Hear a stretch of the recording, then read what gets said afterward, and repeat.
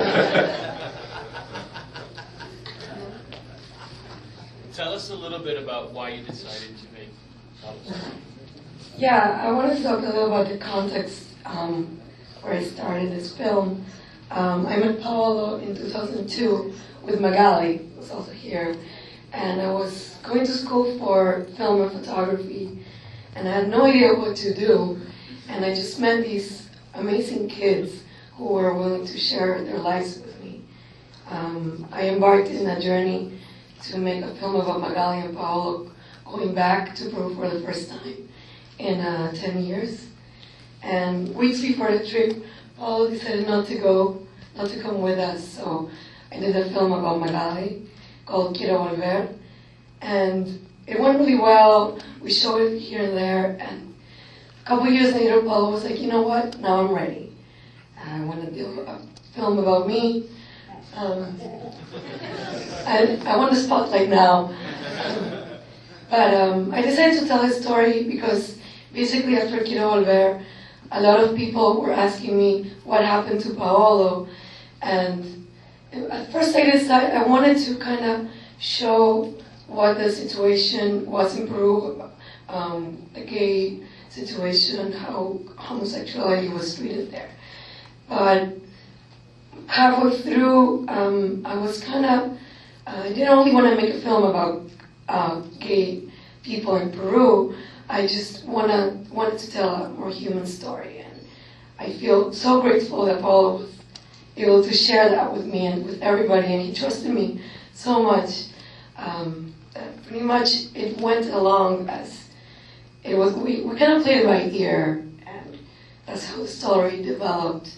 And when he told me that he wanted to look for his father, I thought, well, maybe we'll just make that story about any human being. You know, we're all the same. We're not going to differentiate. And I kind of wanted everybody to feel connected with this story because at the end, we're all human beings. It's the story of every human being, going back to the roots. All these questions about who we are, why we're here, and why we're gay. So at the end, Sergio went to the wedding, or no? Do you know? I got some pictures from the wedding, and I tried to look for him. He was not in the pictures. It looked like he never made it to the wedding. I did get to see pictures of my older brother, Sergio, and the mother. Okay, he's good looking like you. I think this comes more from my mother. I'll leave it at that. I want to thank my mother. She basically made who I am, and she's been supportive. And I think a very important fact of being gay and being happy is being okay with your parents and them accepting you. And my mother has been supportive from the first day I came out, from the moments I went through wrong haircuts and colors, and she would always hear about all the stories about the people I will meet and the people that I will fall in love for the night. So, where is she? She's here. She's there. She's here with me.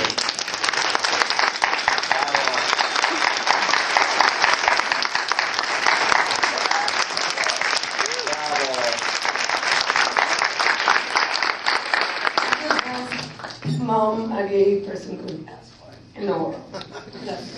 And I think the best thing we could all do as whoever is gay, and I'm sure there's a lot of us here, we're confronting a very strong time right now. We're asking for equal rights for gay couples, and we're all fighting, we're all protesting, but at the same time, many of us are not making a statement, or many of us are not really making a change. And I think the best we can do all is communicate with our families, our parents, make them love. They're not gonna kill us because of the fact that we're gay, so I guess we should communicate. And that message will go across the whole world, and that's how finally we're going to be able to get our human rights. So, for those who would never come out to the family, please do. It feels great. It feels amazing. So, it's not crazy to have my whole life in a big screen and tell you how bad I looked a few years ago, but this is the best I can do. I told my parents, and I'm telling the world, and you should do the same. So, thank you so much.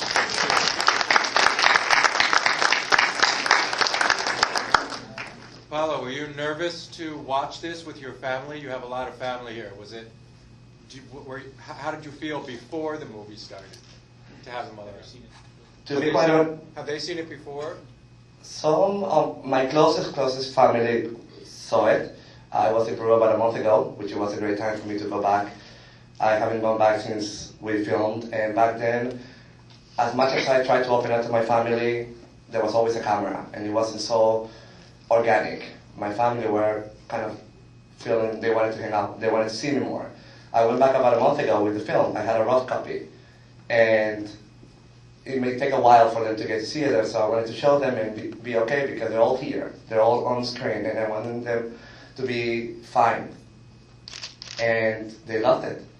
They saw it back again and again. They were very happy.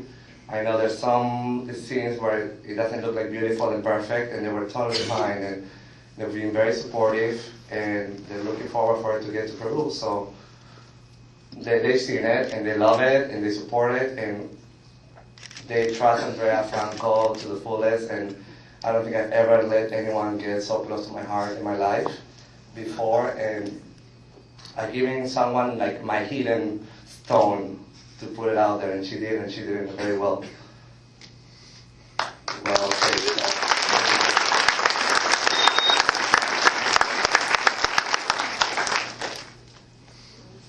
Any other questions? Yeah. Go What ahead. do you think is the main concept of the document? You're coming back to your roots or the gay thing? I guess it's a little bit of both. I think that when you're coming out, I haven't gone through a huge transformation like that before, but I assume when you have to change as much and transform that much, you eventually ask all these questions. Who am I now? And you also think, where am I from? Where do I come from? Or what does that mean to who I am right now after this change? So I think going through a huge transformation like that, and these questions arise, you want to know where you come from too. Why did I come out here, not there? So eventually the film was intended to be about, when I first started pre-production, we kind of wanted to make a gay film about Peru, and then it turned into his story about coming back. So at the end, it's more about his own story, his personal story. Any other questions? Here. Right. Go ahead. Now that you've made the movie, do you want your father to see it? Absolutely. I think I never got a response. I got some emails back and forth with my brother, and I had the desire of getting on a plane and come to Miami and knock at his door and be like, you know what, you have no other options. Here I am, I exist. But I didn't think that was the right thing to do. And I've grown very much here. And I'm more mature, so I figure I don't want to destroy anybody's families or lives. But I think this is my very last resource of looking for him. Now it's out there, now it's in Miami, now he better knows because there's gonna be a lot of people talking about this and he'll know. If by now he doesn't get the point, I get the point. He does not want to see me, so I'll move on and it will be his own, his loss.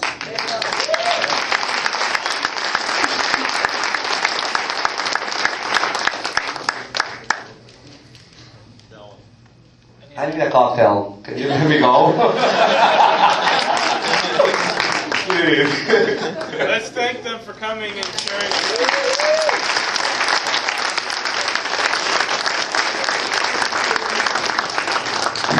About 15 afterwards for cocktail.